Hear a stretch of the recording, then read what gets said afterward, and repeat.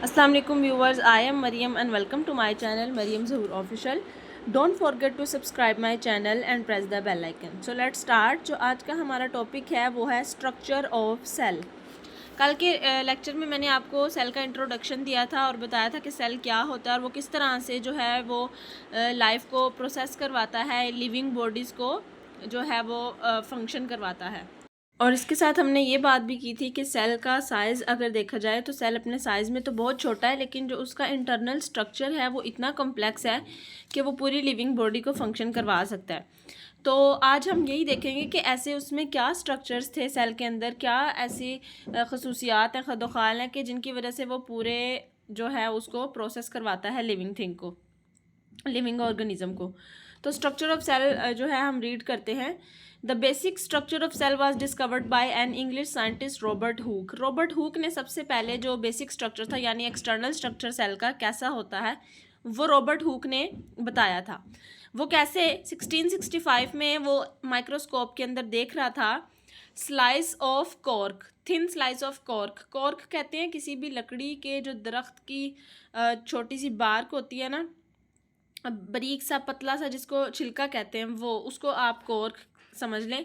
वो जब उसने माइक्रोस्कोप के नीचे रखा तो उसने उसके अंदर बॉक्स लाइक जो है एक बॉक्स लाइक स्ट्रक्चर देखा और उसके अंदर उसने छोटे छोटे, जिस तरह हनी बी के वो शहद की मक्खियों का जो गुच्छा होता है उसके अंदर छोटे छोटे बॉक्सेस होते हैं, इस तरह से उसने बॉक्सेस देखे और उसने जो इन बॉक्सेस को नाम दिया वो था सेल का नाम। ये मैं आपको यहाँ पर बना के दिखाती हूँ। इस तरह से उसने छोटे छोटे बॉक्स देखे थे और इन बॉक्सेस को उसने नाम दिया था सेल का। He could not study the details of internal structure of cell, लेकिन उसने सिर्फ आउटर स्ट्रक्चर की ही स्टडी की थी। वो इंटरनल स्ट्रक्चर की जो है वो स्टडी को नहीं कर पाया, इंटरनल स्ट्रक्चर को, क्योंकि उसके पास जो थी सिंपल माइक्रोस्कोप थी, उसके पास एडवांस माइक्रोस्कोप नहीं थी, स्पेसिफिक माइक्रोस्कोप। जो इंटरनल स्ट्रक्चर हैं वो इतने कॉम्प्लेक्स हैं कि वो सिंपल माइक्रोस्कोप से नज़र नहीं आ सकते। उसके लिए हमें इलेक्ट्रॉन माइक्रोस्कोप या दूसरी कंपाउंड माइक्रोस्कोप की ज़रूरत पड़ती है, तो इसलिए उसके पास सिंपल माइक्रोस्कोप थी तो वो नहीं कर सका। फिर जो इंटरनल स्ट्रक्चर थे वो किसने किए? 19th सेंचुरी में 1831 में जब एक स्कॉटिश साइंटिस्ट था रॉबर्ट ब्राउन, उसने प्लांट के सेल को जब माइक्रोस्कोप के नीचे रखा तो उसने उसके अंदर एक न्यूक्लियस देखा। न्यूक्लियस कह लें जैसे एक अंडे की जर्दी होती है, वैसे ही एक सेल का जो न्यूक्लियस होता है उसको आप न्यूक्लियस समझ लें। और सेल की हमारे पास दो टाइप्स होती हैं, एक होते हैं प्रोकैरियोटिक सेल और एक होते हैं यूकैरियोटिक सेल। जो प्रोकैरियोटिक सेल होते हैं वो सिंपल होते हैं और उनके अंदर मेम्ब्रेन बाउंडेड ऑर्गेनेलिज नहीं होती। ऑर्गेनेलिज यानी कि उसके फर्दर पार्ट्स नहीं होते, यानी कि उसके अंदर न्यूक्लियस नहीं होता। लेकिन जो यूकैरियोटिक सेल होते हैं वो बहुत कॉम्प्लेक्स होते हैं, उनके अंदर मेम्ब्रेन बाउंड ऑर्गेनेलिज भी होती हैं और न्यूक्लियस भी होता है। तो मेन डिफरेंस ऑर्गेनेलिज का ही है प्रोकैरियोटिक में और यूकैरियोटिक में। तो सबसे पहला जो स्ट्रक्चर है सेल का वो हम देख लेते हैं क्या है, वो है सेल वॉल। सेल वॉल क्या होती है? जिस तरह एक अंडा होता है, कभी आप अंडा बॉयल करें तो उसके ऊपर से एक जो छिलका उतरता है वो समझ लें कि वो सेल वॉल है, और जो अंदर अंडा है सफ़ेदी वाला पार्ट जो उसका है, वाइट पार्ट, वो एक सेल है, और जो उसका बाहर छिलका है वो क्या है? सेल वॉल है। यानी किसी भी कोई एक ऐसी झिल्ली जो उसके गिर्द होती है, किसी भी चीज़ के गिर्द, उसको हम सेल वॉल की मिसाल दे देते हैं। तो हम यहाँ पे पढ़ते हैं कि सेल वॉल बेसिकली होती क्या है। The cells of bacteria, fungi, plants and some protist have a rigid non living wall around cell membrane. वो क्या होती है? रिजिड होती है। रिजिड का मतलब है कि अपने फिर्म जो है पुख्ता स्ट्रक्चर के अंदर होती है।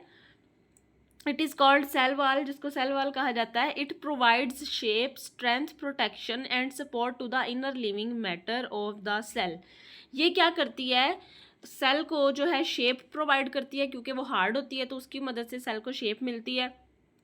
स्ट्रेंथ मतलब ताकत प्रोवाइड करती है, टूटने नहीं देती सेल को। प्रोटेक्शन देती है, उसकी जो अंदर की चीज़ें हैं उनको प्रोटेक्ट करती है। And support to the inner living matter, और जो अंदर की इनर लिविंग मैटर हैं, ऑर्गेनेलिज वगैरह, उनको सपोर्ट करती है।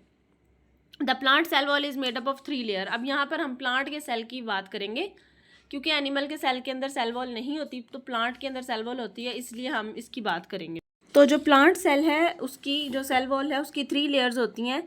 एक प्राइमरी वॉल होती है, एक सेकेंडरी वॉल होती है और एक मिडल लैमेला होती है। ठीक है, तो इसको हम देख लेते हैं। ये जो साइड पे डायग्राम भी बनी हुई है, इससे आप देख लें कि एक सेल है दरमियान में और उसके साइड पे जो बिल्कुल उसके फ़ौरन है वो क्या है, सेकेंडरी वॉल है। जो सेकेंडरी के बाद आती है वो मिडल लैमेला है, और जो सबसे आउटर है वो प्राइमरी वॉल है। ठीक है, तो जो मिडल लैमेला है वो सेकेंडरी और प्राइमरी के दरमियान में होगी। प्राइमरी मोस्ट आउटर है और जो सेकेंडरी है वो सेल के साथ अटैच हुई हुई है। तो ये ही सेल वॉल का जो स्ट्रक्चर है, इसको हम स्टडी करेंगे सेल वॉल के स्ट्रक्चर को। मज़ीद आगे ये पेज पे 2 डायग्राम्स बनी हुई हैं। जो ऊपर वाला है वो स्ट्रक्चर ऑफ प्लांट सेल है और जो नीचे वाला है वो एनिमल सेल है।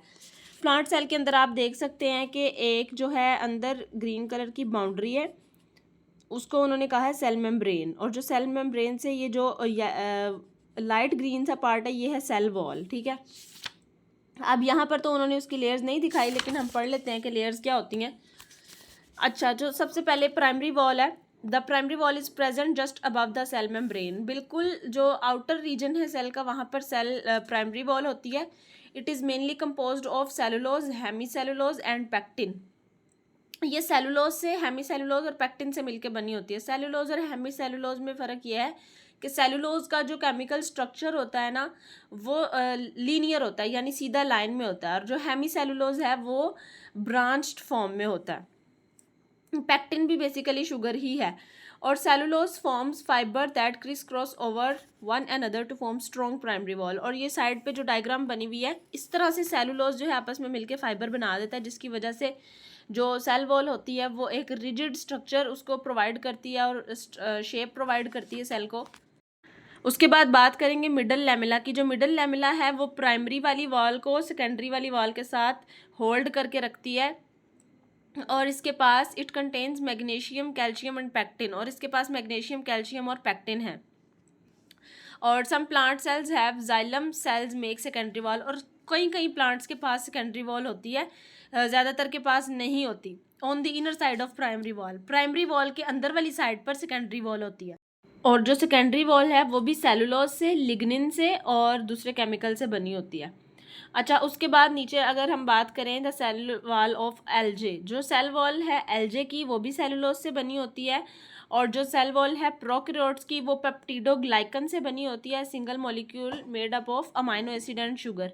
अमाइनो एसिड और शुगर का अगर एक मॉलिक्यूल मिलाएं तो पेप्टिडोग्लाइकन बनता है। तो जो प्रोकैरियोट्स है ना, सिंपल जैसे बैक्टीरिया वगैरह हो गए, उनकी जो सेल वॉल है वो पेप्टिडोग्लाइकन से बनी होती है। उसके बाद बात आती है फंजाई की। तो जो फंजाई की सेल वॉल है वो काइटन से मिलके बनी होती है। बॉक्स के अंदर प्लाज्मोड्स मेटा की डेफिनेशन है, इसको हम पढ़ लेते हैं। जो प्लाज्मोड्स मेटा है ना, ये बेसिकली सेल वॉल के अंदर छोटे छोटे पोर्स होते हैं। पोर्स कह लें या चैनल्स कह लें या होल कह लें, छोटे छोटे होते हैं, जिसकी मदद से हम सेल के अंदर अगर कोई चीज़ भेजनी है तो भी इन्हीं पोर्स के थ्रू भेजेंगे। अगर कोई बाहर कोई चीज़ जानी है तो सेल खुद ही जो है वो अपना एक्सक्रीट कर देगा मटेरियल इन्हीं पोर्स के थ्रू। तो बेसिकली ये जो जिस तरह हमारी स्किन के अंदर पोर्स होते हैं ना, हमारी स्किन के ऊपर हम कोई भी चीज़ यूज़ करते हैं अपनी स्किन के ऊपर तो वो पोर्स के ज़रिए अंदर चली जाती है, और अगर स्वेटिंग वगैरह, पसीना वगैरह आना होता है तो वो भी पोर्स के ज़रिए बाहर आता है। इसी तरह जो प्लांट का सेल है उसके ऊपर, सेल वॉल के ऊपर प्लाज्मोड्स मेटा होते हैं, यानी कि पोर्स होते हैं जिनके ज़रिए वो अपना मटेरियल इनहेल भी कर लेते हैं और एक्सहेल भी कर लेते हैं। हमारा आज का टॉपिक यहाँ पे ख़त्म होता है, फिर मिलेंगे इंशाल्लाह एक नए टॉपिक में। तो तब तक के लिए अल्लाह हाफिज़। वीडियो अच्छी लगे तो वीडियो को लाइक करें, शेयर करें और चैनल को सब्सक्राइब करें। Thank you.